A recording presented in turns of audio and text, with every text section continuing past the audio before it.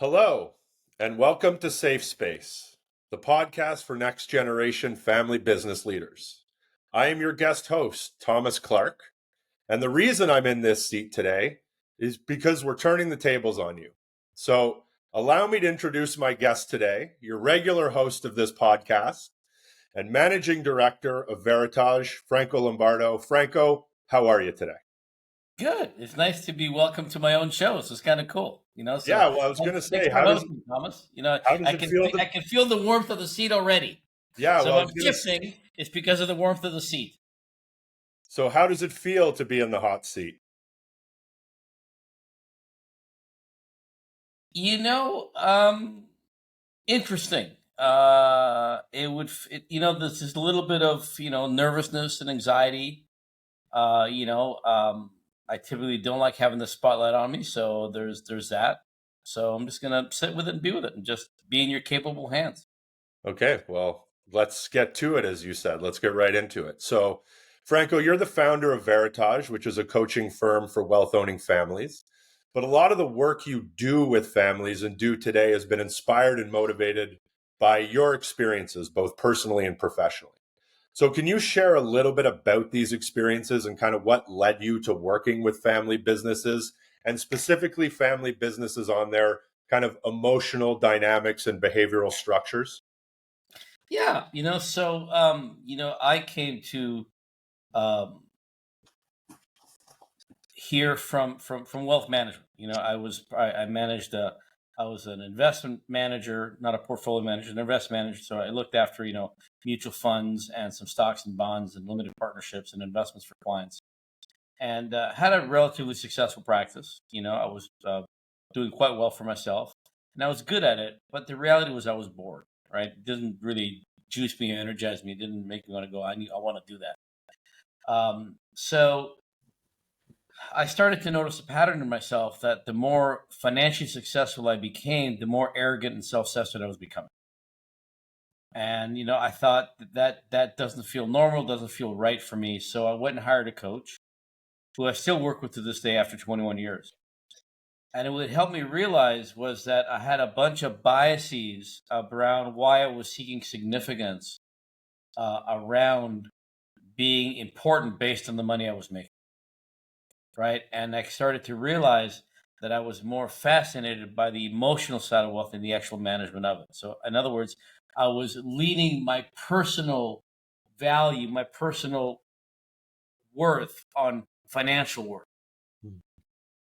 And he helped me unpackage why that was. Okay, very interesting. So, I guess for those listening in who are maybe unfamiliar with the term emotional governance, can you explain a little bit about what this means and maybe what this looks like in practical terms? Or as we say, what does success look like in emotional governance?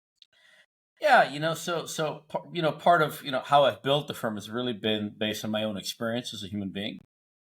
And one of the things that I realize is the families that I serve, even though they're incredibly wealthy and successful, they're made up of human beings just like I am, right? So the behavioral patterns, the biases, the fears, and insecurities are all common to all of us, right? So I understand people, right? And I've written 5 books on the journey, and the last book was called Safe Space Governance in Action, which I wrote about, I think, 7 years ago now. And emotional governance is really the act of governing oneself, right? So, really understanding ourselves and why we do what we do, and then being able to govern the feelings that come up. So, say, a feeling of anger comes up, and how do I react to it? How do I deal with it? How do I manifest it to another person? Right. So it's about me choosing my behaviors instead of the automatic behavior choosing me because I don't have self awareness about what's going on. So emotional governance is a form of having self awareness and being in control of my emotions and my behaviors. Okay, very good. Thank you for And that. that Now, in itself is a behavioral structure that I've put in place for myself and we put in place for families and individuals to say, you know what, I get to choose how I react whenever I get triggered. okay. So, I mean, you mentioned you've written 5 books, you've been involved in kind of working in emotional governance for a decade and a half at the very least. You don't do this unless you're really passionate about it. You don't spend your time writing books. You don't spend your time helping families unless you're really passionate about it. So, what made you so passionate about this? And then, why do you think this is a topic that's often overlooked in the family business kind of advisory coaching space? Well, it goes back to my personal purpose, right? The fundamental why of why Veritage exists is, we want to create a safer world because I believe, we at the firm believe that every human being wants to feel emotionally safe. We want to feel safe with our relationships. We want to feel safe in our environments, and we want to feel safe with our wealth. The challenge is we don't know how to, because we all come from this common thing, this common structure, this common entity called family. And somewhere along the line, we were made to feel, either intentionally or unintentionally, unsafe, because we were conditioned that it was not okay to express our feelings. It's not okay to be ourselves. So we start to emotionally shut down because we say to ourselves, it's not safe to express my feelings. I get shut down, I get ridiculed. So why bother doing that? And what I started to realize was, as I started to build a practice and the firm, is that families of wealth have this belief or this narrative that financial security will create emotional security. And it doesn't. Actually, you know what? When you think of an orange and when you squeeze an orange, you get what it's made of, which is orange juice. So when you add pressure to a human being, whether that's through massive wealth or operational businesses or assets that you manage or family dynamics, you're gonna get what they're made of, who their essence are, right? So we really help people understand why they do what they do. And I think the reason this is overlooked or not paid enough attention to in the succession or wealth transfer space is because I don't think people realize the importance of understanding oneself and the impact of our actions have on a system, right? And I think what happens is families and advisors have the belief that, if we have governance in place or shareholders agreements in place or trust, that will improve communication, and it doesn't, because communication starts internally. Okay, great. So let's dig into a bit more of what we call safe space. Obviously, the name of this podcast, but also a key concept of where we, want to bring our family clients. So safe space is a term that can, is increasingly used. We have a slightly different take on it that incorporates more of the process within families that really kind of begins with the self. Can you talk a bit about finding safety within the self first before kind of bringing it to the larger family piece? Yeah. So, I go back to, every human being's one of our basic human needs is to feel emotionally safe, right? And when I say in our relationships, it starts with ourselves, because people don't realize that the longest relation we're going to have is one with ourselves. So it better be a good one and a healthy one, and one where we feel safe with ourselves, right? And then we want to feel safe, in our, you know, marital relationships, parent-child relationships, sibling relationships, cousin relationships, and we want to feel safe in our environments, whether that's in ownership or businesses, and we certainly want to feel safe with our wealth, which includes all the assets that we have, right? So, safe space, simplistically, and yet in a complex way, is basically what we didn't get emotionally met, what our needs were emotionally, we didn't get met as a child, that we still seek as an adult. Okay? So, for example, I didn't get the need of emotional connection met as a child because of my childhood and what happened to me. We're not going to get into. There's no need to. So I would seek emotional connection externally, out there, either by making a lot of money, right, or by owning a big house or a big wine cellar, or art, or cars, or multiple relationships with women or business partners. But what would happen was it was the illusion of connection, because I wasn't truly connected to myself. I didn't know myself. I was just clinging for anything that resembled connection. So once I understand that I am lacking emotional connection with myself, and in my case, what I was talking about was being able to be comfortable with my feelings when they come up, and to go, oh, I'm feeling anger. Maybe I have a right to feel anger because of what happened to me, and not being ashamed of it, right? Or I feel joy because of what happened to me, right? See, what happens with human beings is we've been conditioned to numb our feelings. So, if sadness comes up, we numb it by drinking it, uh, texting it, sexting it, working it out with money. We feel joy, we do the same, right? We don't give ourselves permission to be with the feelings, right? So safe space is really being comfortable with our feelings and where we are emotionally at any given time, not relying on something else to give us the comfort of what we lack. Okay, great answer. Thanks for that. So, staying a little bit on kind of the human component within this sort of larger ecosystem, at Veritage, we have a way of sort of positioning what sort of family wealth is, and that's a three-part component. It's obviously the financial wealth, which is pretty self-explanatory, or the financial capital. You have the human capital, and you have the social capital. So, can you share a story or give an example or two of what happens when families fail to invest in what we call the human capital of their family or their family business? What are the repercussions of not focusing on the family capital piece? So before I go there, as I tell families that are about to engage us, I say to them, listen, think of the investment that you're making in the process as a redeployment of capital, right? You're going from maybe converting a stock or a bond into a human capital asset class, right? So it's not an expenditure, it's an investment. You're redeploying capital. So it's no different than I'm going to sell a house and put some of those proceeds into a condo. It's the same kind of concept.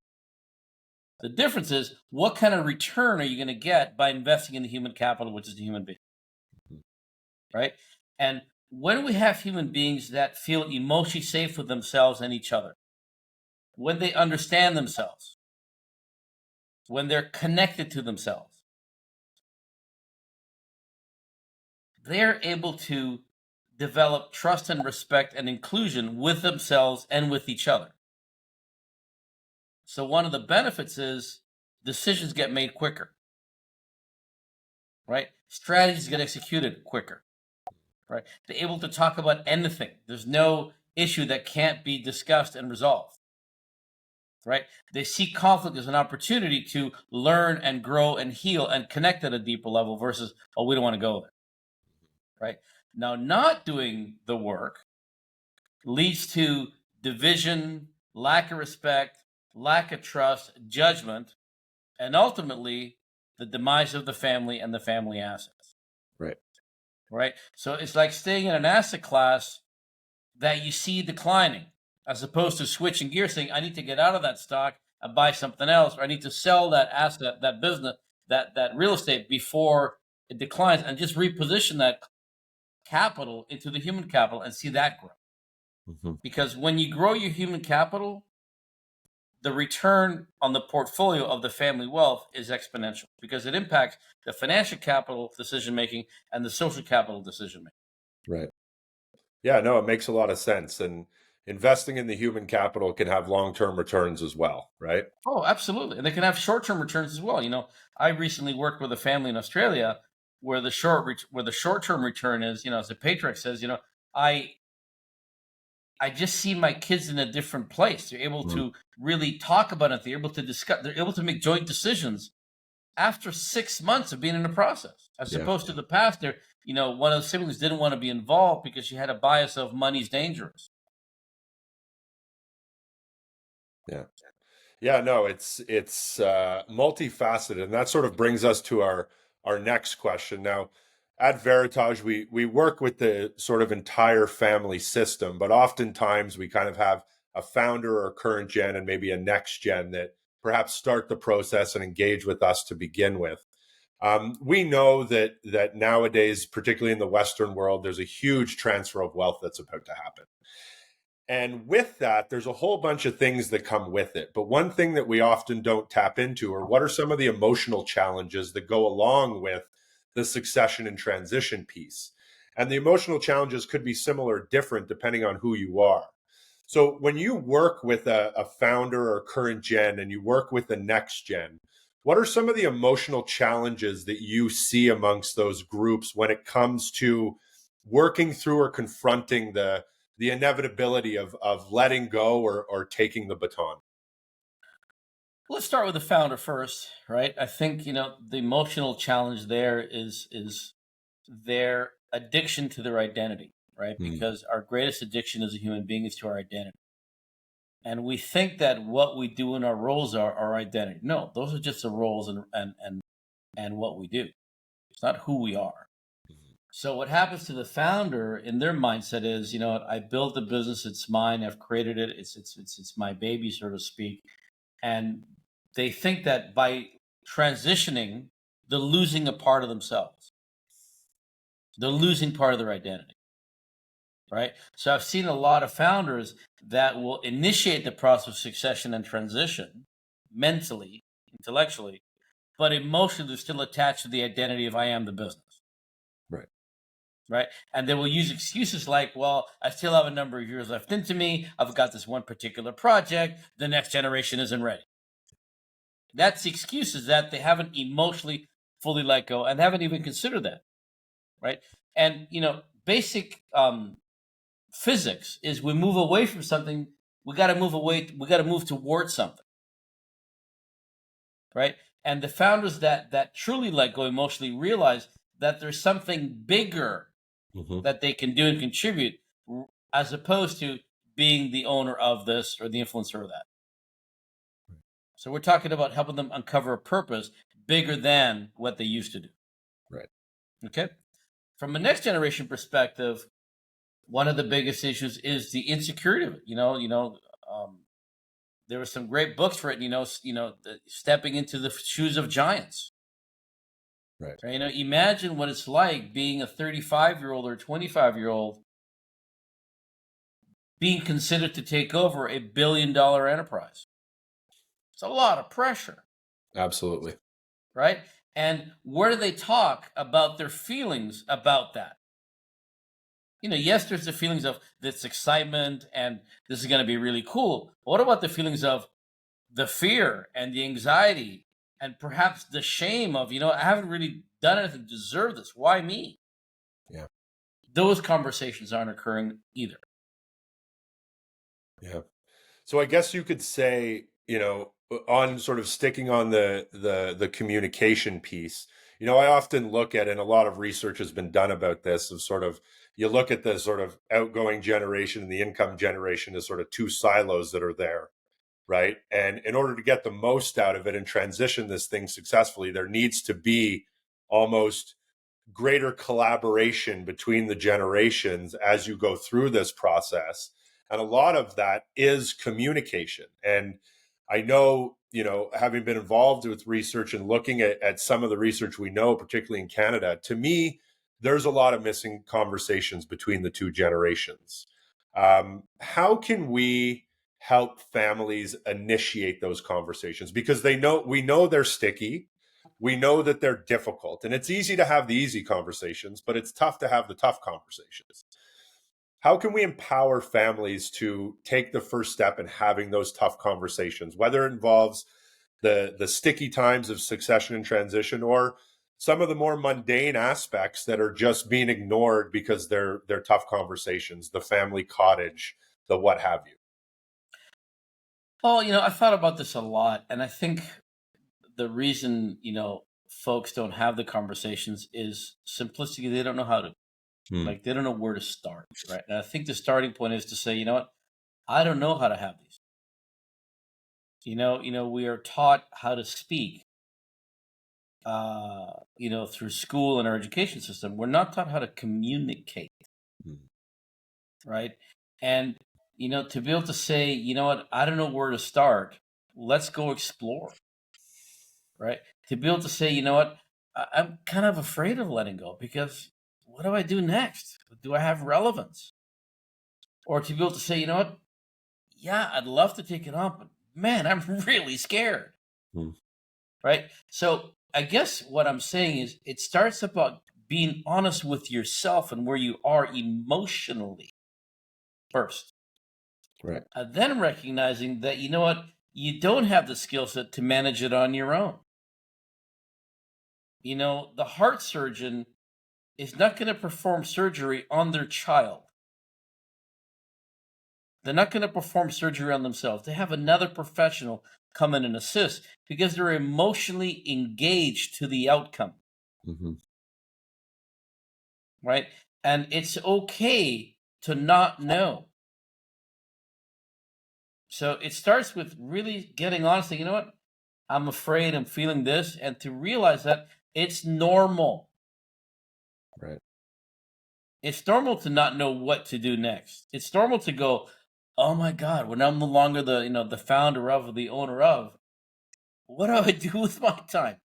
Yeah. How do I justify my existence? How do I justify my value? How do I contribute if I'm not running this thing? Yeah. And those are things that are going on in their minds that they haven't really been able to articulate and go, oh, they're this. And once we see it out here, it no longer has enough power over us, like if it just started mulling around in here. Right. Yeah, and I mean, it can be a lonely place as well, right? Uh, sometimes your peers aren't at the same stage, and you feel you might not have someone to talk about. I think we're getting more comfortable with the idea of expressing our emotions, perhaps, and understanding that's a large part of the equation. How, I guess, from your personal and professional background, how is working with a coach? How does that help this process? How does that help move us along? How does that help kind of start with ourselves? I guess the question is the value of a coach during some of these tough times, both personally and professionally, if you could speak to that. Well, I can tell from my own personal experience of having worked with a coach for now 21 years. I consider myself an average human being like all of us. And as an average human being like all of us, I was great at justifying and lying to myself. Mm. Things aren't really that bad. I can justify, why I would need a second bottle of wine over dinner on my own, by the way, let's be clear, right? I could justify why I needed to buy another bottle of wine for the cellar that already had 3,000 bottles. I could justify why I was in a relationship that I knew I didn't need to be in and that wasn't serving. Human beings, unfortunately, have an incredibly high emotional pain tolerance. And we stay in situations that we create longer than we should because we justify where we're at. A coach holds you accountable to say, you know what? Are you really being honest with yourself? Is this situation really, really what you want based on what you said matters to you? So a coach helps you take the mask off of justification and lying to oneself. They hold you incredibly accountable. Yeah. And a great coach is not afraid to ask you the obvious questions and hold a space for you to answer it. And an exceptional coach will create the space for you to feel safe enough to express whatever feelings come up for you and not judge you. Yeah, very important. Very important. And it's important both to have that space to be able to share, but it's also important that we're challenged from time to time, right? Yeah, yeah. And not always made to feel comfortable. Sometimes you need to get into the uncomfortable in order to find you're comfortable in some ways. Well, if you think about it, gold and diamonds don't come out of the earth looking as pretty as shiny as they are when we buy them, right? They're a little bit of heat supplied to get rid of the stuff that doesn't serve. Well, if you want to become the best version of yourself, you got to apply a little bit of heat to the lies we tell ourselves, so that we hide. Think of the dirt that covers diamonds. It's the same thing that we have. We hide behind the stories and the justifications and all that, as opposed to let's let our true essence shine. One of my favorite quotes, Tom, and you'll know this. is from Maya. Is from I've got two favorite quotes. One's from Maya Angelou, who's an African American activist, and she says, "All truths are easy to understand once uncovered. The key is to uncover them." Right. The other one is from Marianne Williamson, which was Mandela's inaugural speech, which says, "Our deepest fear is not that we're inadequate. Our deepest fear is that we're powerful beyond measure. Right. It is our light that most frightens us, not our darkness." People are terrified of what they're truly capable of once they step into that. But the justifications, the lies, the mask hold them back from the true capability. And I still have yet to meet a founder or family member that says, "You know what? I have no interest in healing my relationship with my kids or my family." I still have to meet that person. Yeah. And the other thing for founders to consider, if you're listening to this, I asked them, I said, let me ask you this question. Did you ever consider that your hard work, your sacrifice, your blood, sweat, and tears, and your time in creating this incredible business and massive wealth was to one day have all of your hard work potentially destroy your family? And they go, "Oh, never thought of that." Because unfortunately, money and lots of responsibility, as a former client of mine used to say, privilege can crush. Yeah. And we have to know how to handle that privilege and the responsibility of it. No, that's great insight. Very, very nice. So we're coming to the end of the show here. And as we always do, we're going to ask you to offer a piece of advice. We'll start with sort of the founding or current generation. So if we have some of those folks listening right now and perhaps feeling a little bit stuck, perhaps a bit unsure how to, continue the legacy of their family business once they're gone and ensure that the family doesn't get blown up, as you say. What would be a piece of advice you'd have for those folks today? It's okay to share your fears and your insecurities. It's okay to be vulnerable. Because what that does, it inspires everybody around you to do the same. You give them permission by leading by example. Mm-hmm. I recently interviewed a family on a panel in Australia. And the founder up there said, "I got to tell you, I was really scared about this process and where it would go." And what happened was, him and his kids transformed the audience, and he got mobbed afterwards by people saying, "How can I teach my father how to do that?" Mm-hmm. Because we all want to be vulnerable. We just don't know how to. And those of us that are vulnerable, we're incredibly magnetic and influential on others. So if you truly want to have influence and impact, give yourself permission to express your vulnerability. Beautiful. Thank you for that. Now, flipping the coin slightly and looking at kind of that next generation, rising generation coming in, if we have some of those, that generation listening, and maybe they're feeling a bit apprehensive, a bit of trepidation, want to be part of the business, maybe don't know enough about the business. What would be a piece of advice you'd have for that group? Compassion. Okay. Have compassion for your founders, your parents, your grandparents, because you know what? They're in a new place.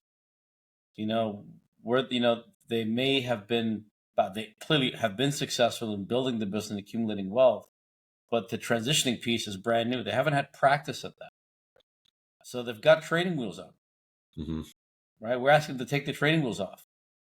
So have compassion with them, and then for yourself, have compassion for you because you too have training wheels. You haven't had the full pressure of what it means to lead. Yeah. So compassion for them and for yourself. Well, thank you very much. That was beautifully said. And thank you so much for all the insights you shared with us today, Franco. And I just wanted to remind the audience listening that this show is really for you. And for those of you that are listening, you're not alone. You are supported. We have a community here and a community around you. But what we feel is most important in everything we do at Veritage is to share. And we encourage you to share this episode, share some of the insights you've heard today, and let's all get behind the family businesses and make sure that we can help them pursue a legacy that that they're purposely trying to attain for themselves. So, Franco, thank you very much for your time today. And I look forward to the next time I get to interview you on the hot seat. Thanks, Tommy. It was great. It was great to be in the hot seat. You made it very, very comfortable for me. So thank you. Awesome. Have a great day. Thanks. Thanks.